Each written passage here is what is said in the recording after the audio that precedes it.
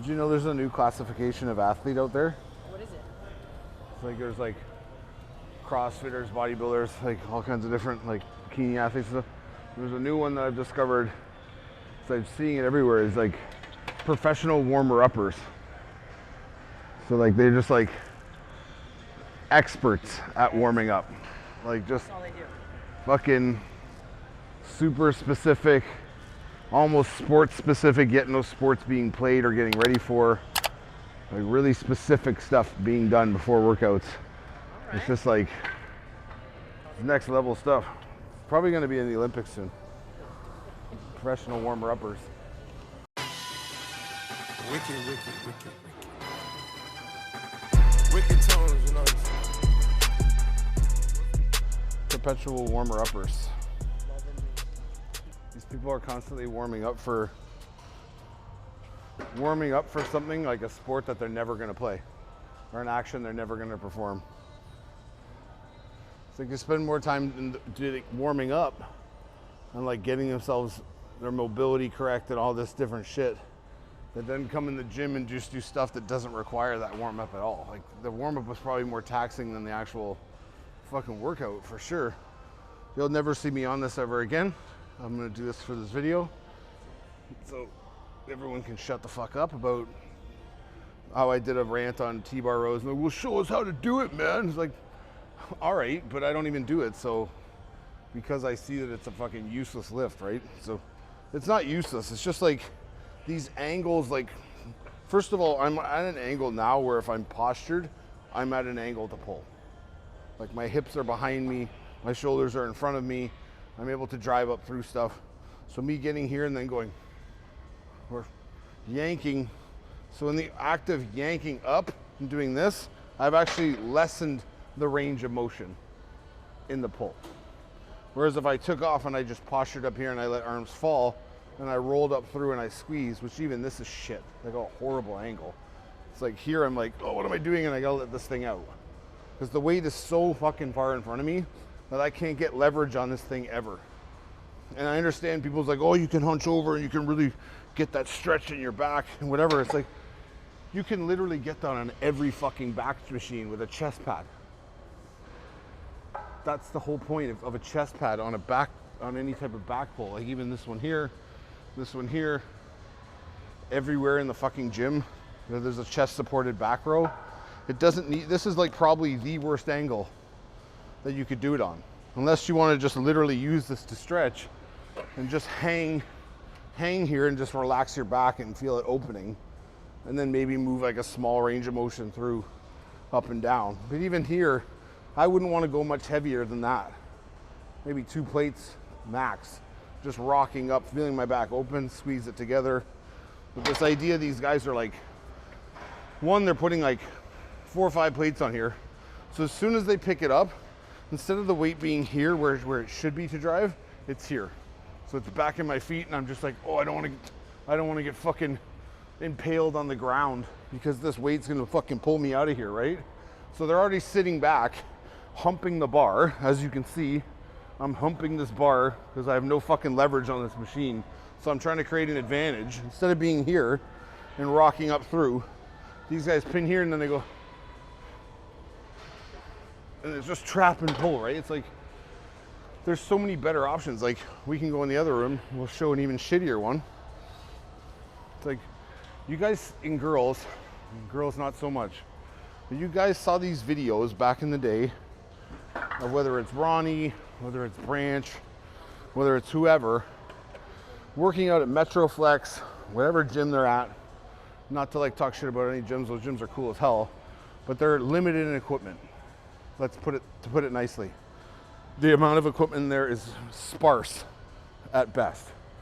And they had to work with what they're given.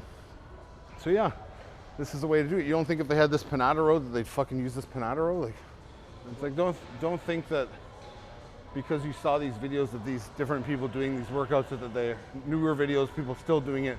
Don't think that because they're using something out of necessity, because they don't have other shit. Like using something by necessity doesn't mean that that it's the best thing ever. It's like a gym that doesn't have a lot of chest equipment. Guys just pushing dumbbells and barbells. They have to. There's nothing else they have to work chest, right? But that doesn't mean you should. If you have access to better choices, more effective ways of lifting.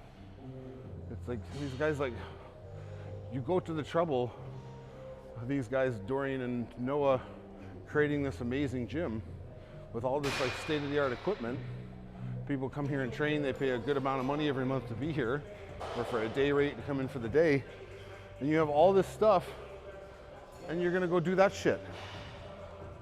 Like, you don't need to come here then. Go to fucking YMCA, they'll have a fucking T-bar row for sure. It'll be trash.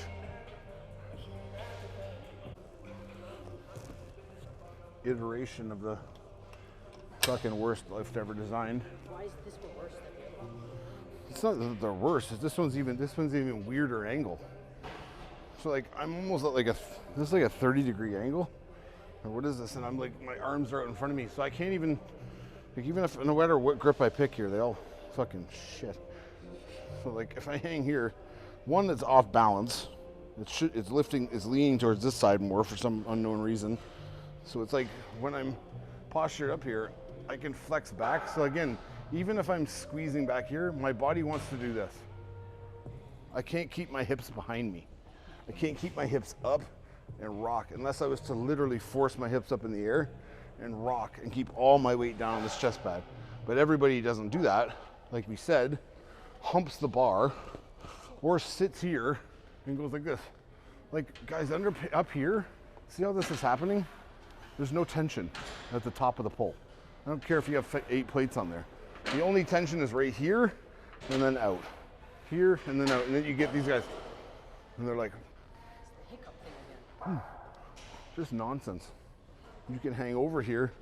Sitting on this is probably the worst fucking option, so don't do that. You could literally hang over here underhand, posture up, and you could squeeze back into like low lat at best. Even this thing's like moving this way all the time. It's fucking moving to the left. So I'm auto-correcting in the air because it wants to go back to where it's supposed to be, right? It's just like a million things you could do that are so much more beneficial for your back. Like a fucking dumbbell row is better. Like literally put your hand on the bench, do a dumbbell row, boom, you're supported. It doesn't need to be your chest to get a stretch, right? Like, it's amazing to me because I took so much time away from this sport, was just completely removed from it. And the same fucking nonsense that was happening when I left is still happening now. It's even worse, to be honest. So at least when I left, people were like maybe I was around good people. So I saw good training and good movement, people figuring stuff out. And now it's just come back to this whole like lockdown, heavyweight, squeeze it up. Like, people will do that T-bar row, any T-bar row anywhere, and there'll be someone spotting them, will be leaning back and pulling up 4 plates. Their elbow never travels behind never breaks the line of their body. It's just this all the time. Like, how are you getting maximum contraction with your elbow and shoulder down? You're just rocking on an open back, being like, oh, the tension of the weight is causing my back to grow. It's like, no. It might be causing a little bit of help with your width. It's just pulling you open constantly, so you're rounded all the time. But there's nothing happening, guys. Like, and you guys follow the example of guys who really didn't have any other options, or also fall into that like bodybuilding dogma mentality of like, we do this is for back thickness, this is for detail, this and that. It's like, the fact that you can break down that I've seen programs out there that people have been given, like guys have reached out to me online, they show me their split, and it's like a compound day and an isolation day. Like, you don't even know how to do the compound. What does it matter? How about it's just back, try and fucking feel it. Back number 2, try and feel it again.